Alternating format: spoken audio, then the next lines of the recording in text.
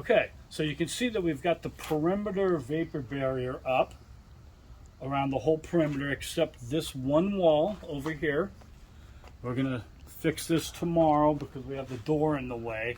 We're probably just gonna omit the door and wait till after it's been framed in and then finish off the plastic. But tomorrow what we'll do is we'll get the rest of this vapor barrier, we'll cut it to 28-foot length, and then we'll just tape all the seams down, and then we'll have a complete vapor barrier installed. And we're just getting ready to install our vapor barrier. As you can see, it's sitting right down there, this wrap down on the ground. Here's the Stego tape that's for our foundation. This goes up against concrete, wood, pretty much any material. And what it is, it's a double-sided sticky tape. And you peel off one side of the tape, you stick it to the surface, and you peel off the other side, and then you can apply your plastic to it. Once we're done with that, we'll actually install a channel with perforated holes in it, and we'll screw and anchor down through the concrete into the holes, and then that way we got double security of the vapor barrier staying up. So this tape, even though you might think it holds perfectly well, and it probably will, we're also going to be installing what we call is Stego crawl term bar. Let me show you what that looks like. Basically a piece of plastic with perforated holes. Once our Stego crawl is applied to our crawl space, we put this up against there. You can see the perforated holes every 6 inches, and then we attach that down to secure it again more in place. I'll show you that process once we get to that spot. Okay, so we have our perimeter Stego crawl tape up, but we have it all up around two sides of our building. Now we've got our pieces cut about 18 inches long. We're going to go up on that cavity and put that plastic 15 mil Stego crawl vapor barrier down on our tape. Now again, remember the tape is just to hold it there into place. It's really the Stego crawl term bar that's really going to hold it up.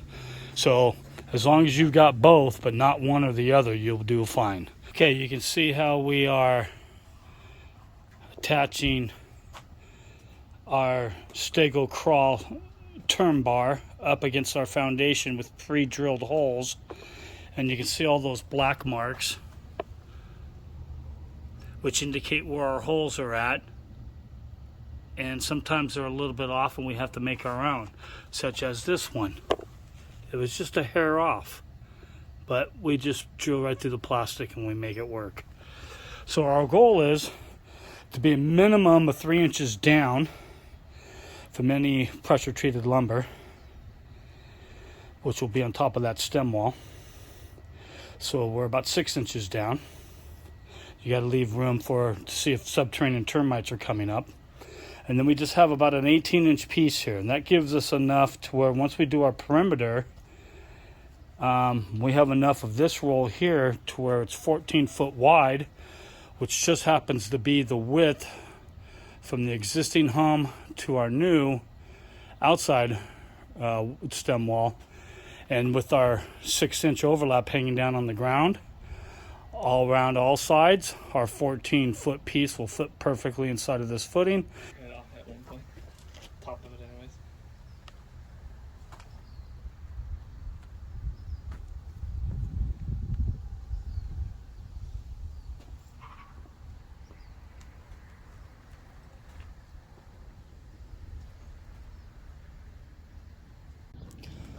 Okay, so here's the new stem wall here. Remember, it's 8 inches thick for a 2x6 pressure treated bottom plate, but we left this distance here literally about 6 inches down. And what we do is we got a double-sided sticky tape that we stick to the concrete, and then we peel off the other sticky side, and then that way our plastic is temporarily sealed. As you can see here, it's very hard to pull off. And then we just got this bar, this plastic bar that has screw holes every 6 inches, and then we drill into the concrete, add our little wooden dowels, and we anchor it down with our screws. Now, and then what we did is we just made this come down about 18 inches. So we had about a foot here, and then we came out about 6 inches down on the ground. And we did it around the whole perimeter of the building. Behind me is we've got a raised foundation along with a vapor barrier completely installed on the dirt of the crawl space. And the reason why you want to do that, you want to have a vapor barrier down on the dirt, is for moisture issues, so you get better indoor air quality. You don't want to be breathing any of the gases such as radon, volatile organic compounds, or VOCs coming out from the ground. Bugs and spiders and termites, they're all limited down underneath.